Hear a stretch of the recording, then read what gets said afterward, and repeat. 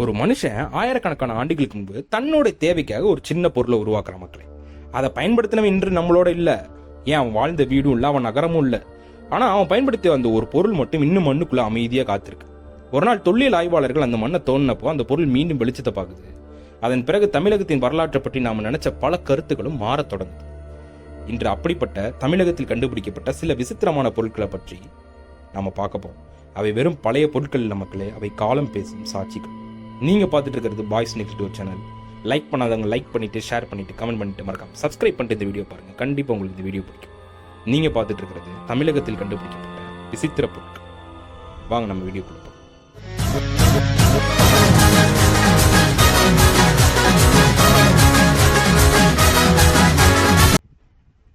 நமது பயணம் தொடங்குறது தூத்துக்குடி மாவட்டத்தில் உள்ள ஆதிச்சநல்லூர்ல.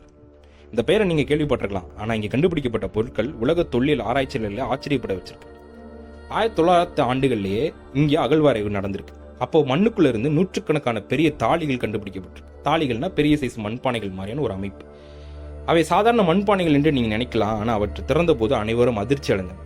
அந்த தாளிகளுக்குள் மனித எலும்புகள், இரும்பு வாள்கள், ஈட்டிகள், வெண்கல கிண்ணங்கள், தங்க ஆபரணங்கள், சிப்பியால் செய்யப்பட்ட அணிகலன்கள் மற்றும் அழகாக வடிவமைக்கப்பட்ட மண்பாண்டைகள்னு ஏகப்பட்ட பொருள் இருந்துச்சு. இதன் மூலம் நம்மளுக்கு என்னப்பா தெரிய வருதுன்னா, அந்த கால தமிழர்கள் இறந்தவர்களை வெறுமனே அடக்கம் செய்யல, அவர்கள் பயன்படுத்திய பொருட்களையும் சேர்த்து புதைச்சிருக்காங்க.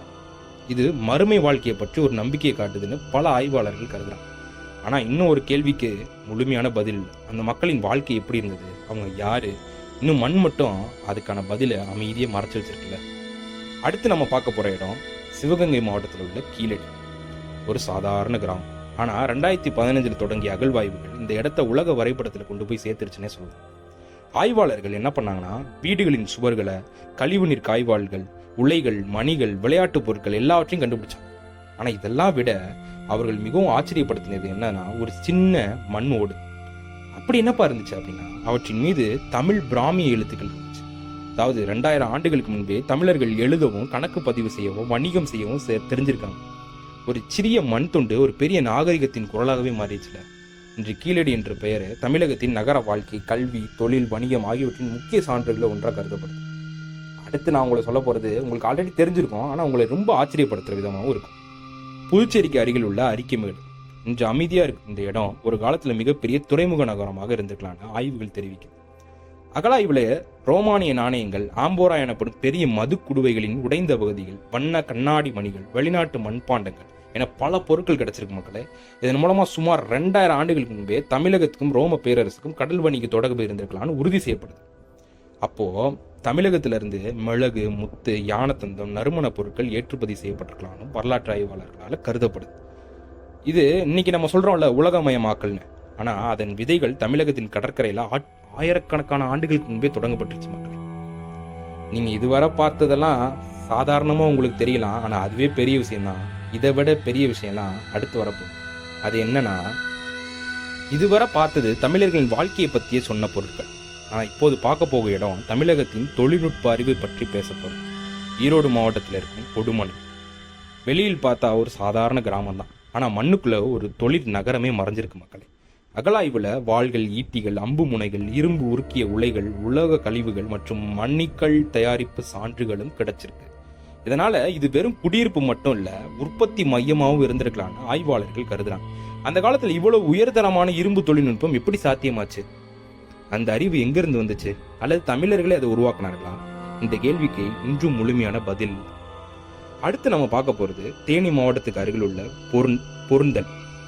இங்கு அகழாய்வின் போது ஒரு மண் பானைக்குள் பாதுகாக்கப்பட்டிருந்த கருகிய நெல்மணிகள் கண்டுபிடிக்கப்பட்டன.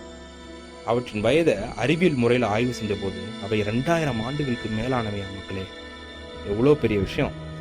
அதன் அருகே தமிழ் பிராமிய எழுத்து பொறிப்புகள் கண்டுபிடிக்கப்பட்டிருக்கு. இந்த கண்டுபிடிப்பு தமிழகத்தில் விவசாயம், சேமிப்பு, எழுத்தறிவு ஆகியவை மிகவும் பழமையான என்பது வலுப்படுத்தும் சான்றுகள்ல ரொம்ப முக்கியமானது. ஒரு சிறிய நெல்ல ஒரு பெரிய நாகரிகத்தின் அமைதியான சாட்சியா மாறிடுச்சுல்ல. அடுத்து நம்மளுக்கு எல்லாருக்கும் தெரிஞ்சது காவேரி பூம்பட்டினம் அல்லது பூம்புகார். சங்க இலக்கியங்கள்ல புகழ்பெற்ற துறைமுக நகரம் இது. பல இலக்கியங்கள் இந்த நகரம் கடலால் அழிக்கப்பட்டதா குறிப்பிடுது. பல ஆண்டுகளாக இது வெறும் இலக்கிய கற்பனையா என்று கேள்வியும் இருந்துச்சு. ஆனா கடலடி பகுதியில் நடைபெற்ற ஆய்வுகளின் போது மனிதன்களால் உருவாக்கப்பட்டிருக்கலாம் என்று கருதப்படும் சில கட்டமைப்புகள், கற்சுவடுகள் மற்றும் பழமையான தடயங்களும் கண்டறியப்பட்டிருக்கு. இந்த கண்டுபிடிப்புகள் குறித்த ஆய்வுகள் இன்னும் தொடர்ந்து வந்துகிட்டே இருக்கு. அவை முழுமையான ஒரு நகரத்தின் இச்சைகளா என்று குறித்து விஞ்ஞானிகளிடம் விவாதமும் ஏற்படுது. ஆனால் ஒரு விஷயம் மட்டும் உறுதி மக்களே, பூம்புகார் என்றும் வரலாற்றின் மிகப்பெரிய மர்மங்கள் ஒன்றாகவே இருந்துகிட்டு இருக்கு. தமிழகத்தின் பல பகுதிகளில் நடுக்கற்கள் கண்டுபிடிக்கப்படுகின்றன. முதலில் அவை சாதாரண கற்கள் என்று தோன்றலாம், ஆனால் அவற்றின் மீது வீரர்களின் உருவங்களும் ஆயுதங்களும் சில இடங்களில் எழுத்து பொறிப்புகளும் காணப்படும். போரில் உயிர் நீத்தவர்களை நினைவு கூற அந்த கால தமிழர்கள் இந்த கற்களை நிறுவியதாக வரலாற்று ஆய்வாளர்களும் கருதுகிறாங்க. இன்று 1000 ஆண்டுகளுக்கு பிறகும் அந்த வீரர்களின் பெயர்கள் காற்றோட பேசிக்கொண்டே தானே இருக்கு. ஒரு தாலி, ஒரு உடைந்த மண்வோடு, ஒரு ரோமானிய நாணயம், ஒரு இரும்பு வாள், ஒரு நெல்மணி, ஒரு நடுக்கல், இவை அனைத்தும் தனித்தனியா பொருட்களா அல்ல. அவை எல்லாம் ஒன்று சேர்ந்தா தமிழர்களுடைய வாழ்க்கை இல்லை.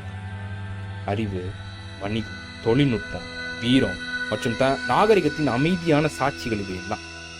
இன்னும் தமிழகத்தின் பல இடங்களில் மண்ணுக்கடியில் ஆய்வு செய்யப்படாத பகுதிகள் இருக்கின்றன. யாருக்கு தெரியும், நாளை ஒரு புது அகழாய்வு நாம் இன்று நம்பும் வரலாற்றையே மாற்றில். உங்களுக்கு இந்த வீடியோவில் எந்த கண்டுபிடிப்பு மிகவும் பிடிச்சிருக்குன்னு கமெண்ட்டில் சொல்லுங்கள். இது மாதிரி இன்ட்ரெஸ்டிங்கான வீடியோஸ் தெரிஞ்சுக்கணும் நம்ம சேனலை சப்ஸ்கிரைப் பண்ணுங்கள்.